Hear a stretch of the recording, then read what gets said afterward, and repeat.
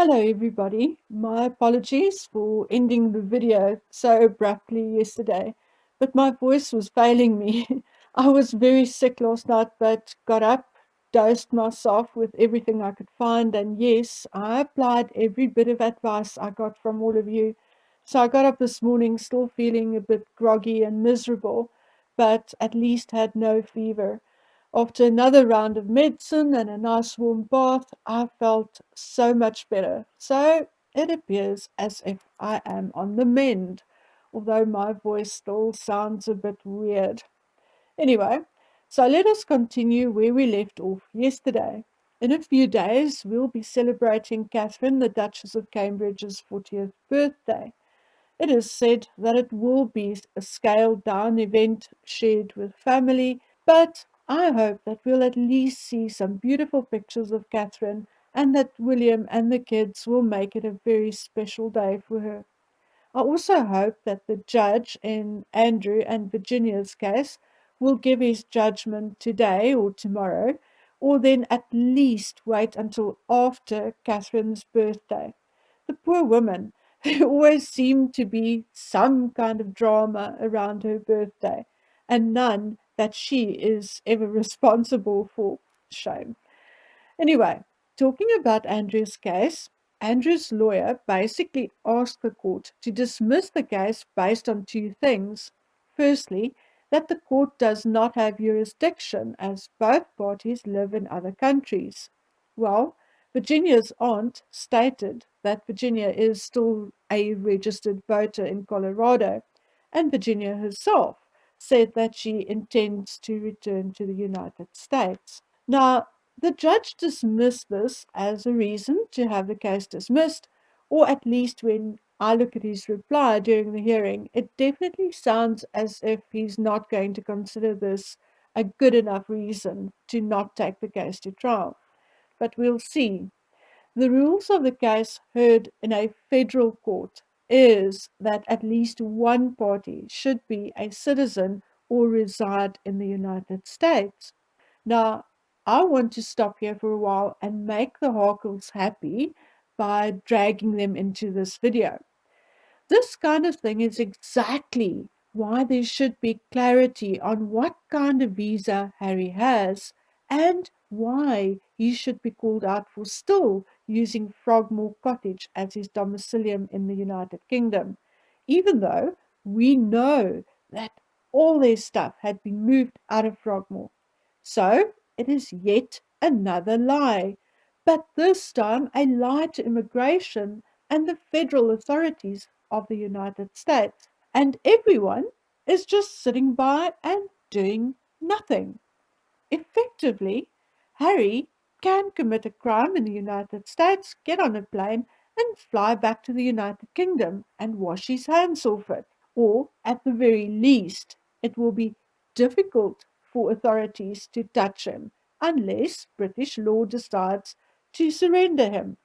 And the question is, will they? No, because he is the Queen's grandson and still the proud bearer of a couple of British titles. So that is yet another reason why Harry cannot be allowed to continue this 1 foot in and 1 foot out lifestyle. Either he remains a British citizen, returns to Britain, pay taxes in Britain, and abide by British law, or he becomes an American citizen, pay taxes in America, and abide by United States laws. As a privileged member of the British elite, it is particularly important that Harry is forced to make this choice and make it very soon. The other reason Andrew's defense is asking that the case be dismissed is because Virginia entered into an agreement with Jeffrey Epstein in 2009. This agreement provided a release from liability for, in inverted commas, any other person or entity who could have been a defendant against claims by Virginia. Basically, in plain English, this means that Virginia accepted payment of $500,000 to shut up and not bring further actions against anybody. Although it sounds as if the judge feels that the agreement between Jeffrey and Virginia is too broad and he may decide to ignore it and proceed to trial, I feel that this will set a legal precedent that the US can do without at this point. We also need to consider that Virginia was 26 years old and represented by a lawyer when she signed the agreement and accepted the money from Jeffrey Epstein. She was not a child anymore and not ignorant. I thus find the judge to be giving Virginia's side a little too much room to maneuver. And although we can't comment as yet, as we are still waiting for the ruling, all I hope for is that for once the judge will stick to the law and the law alone and completely ignore who the parties are. In my opinion, as a woman, as a feminist, and as a fair person, this case should be dismissed. And not because I favor old Randy Andy. No, not at all. But because once the rules of the law is being bent to suit one party or to suit a woke agenda or for whatever reason, a precedent is set for future cases.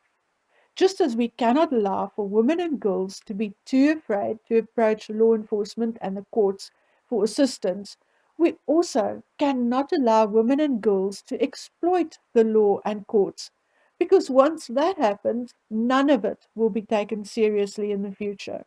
And I'm sorry, it's not about Andrew, the spoiled, entitled groper at all.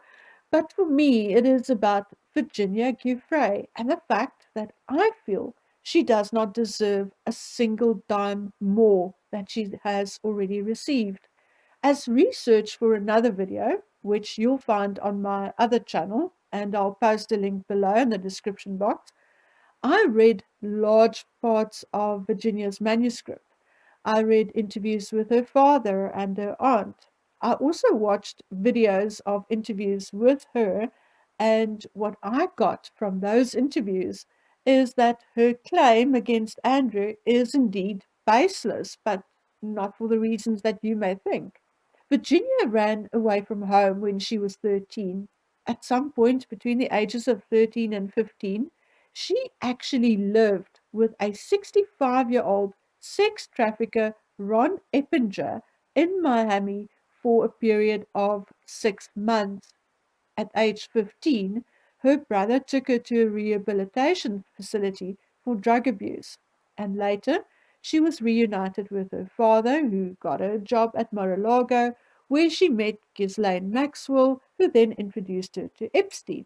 According to Virginia's own manuscript, she was closely associated with Maxwell and Epstein in the years 2000 to 2002. Thus, from the age of 17 to the age of 19. According to Virginia's timeline, she had her encounter with Prince Andrew in March 2001, thus at the age of 17 years and 7 months. Now, not only is the legal age of consent in Britain 16, but prostitution is also legal. So, if Andrew was unaware of the trafficking, but only partook of Jeffrey's product, in inverted commas, he legally did nothing wrong. You and I may go, oh, gross, and hate to think of a man fiddling with a girl barely older than his daughters. But the law is a whole different kettle of fish.